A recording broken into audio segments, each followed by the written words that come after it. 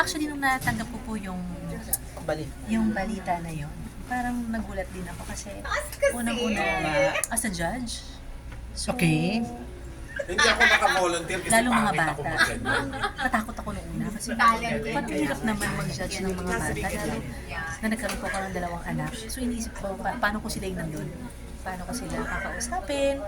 Pero at the same time naman, ang iniisip ko na lang lagi ngayon, may panibagong pangarap na naman tayong matutupad. So yun yung lagi nagpapalakas ng loob ko kapag nakilala na natin ang first idol kid Philippines. Kasama Yun pa ako lagi si Miss Regine, Sir Gary, bibigat ang mga kasama mo, no? Lalo Si na JD. ko si Sir Gary at si Miss Reg. Siyempre, mga icons natin, di ba? Tutuwa po ako na makatrabaho sila dito sa ating kids. Lalo si JK, present ko siyang maka-work dito. Nakakatuwa kasi ang daming naiaambag ng bawat isa. So, kapag medyo magiging malungkot na po at magiging iyakan na yung mga eksena, ako talaga yung nagbabalance. Yun na nga, hindi ba mahirap? Medyo emotional ng mga bata. Mahirap kasi po may mga umiiyak na, gano'n.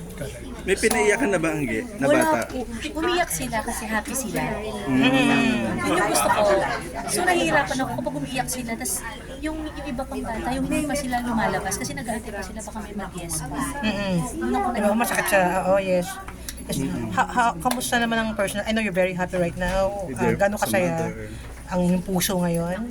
Natuwa naman. Ay, masaya po. Unang-una, siyempre ang pamilya ko, basta maayos kami.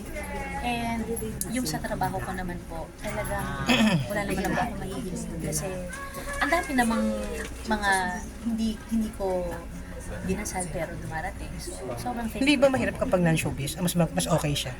Mas okay syempre. Kasi at least medyo hindi kami pareho eh. So, pagka nagkakaproblema yung isa, mas natutulungan namin yung isa't isa. Kasi syempre, sa industry natin, minsan talaga sobrang pagod natin, di ba? Totoo yan. So, pag umuwi ako, Siya yung pahinga mo. sila yung pahinga. Wow. Tsaka mukha po asawa niya. Thank you.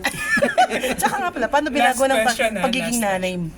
Ikaw, paano ka binago ng pagiging isang ina? Yung pagiging nanay ko, Hmm. feeling ko mas bumait ako. Totoo yan? Di ba, Mabait ka naman dati. Ay, mabait. Mabait naman. Sabi ni Kuya, alam mo, mabait ko naman dati. Hindi, feeling ko mas pinahalagahan ko po yung time. Kasi katulad ngayon, pag nakikita ko si Silvio, kasi 3 years old na si Silvio ngayon. So, every time na nagpapalit kami ng diaper, parang doon ko na-realize, ang bilis nga lumaki ng mga bata. So, parang ayokong makamiss ng kahit anong mga milestone na mangyayari kay Silvio at Sylvia. So, minsan, doon lang ako medyo na nagigilty kapag may mga hindi ako na-witness.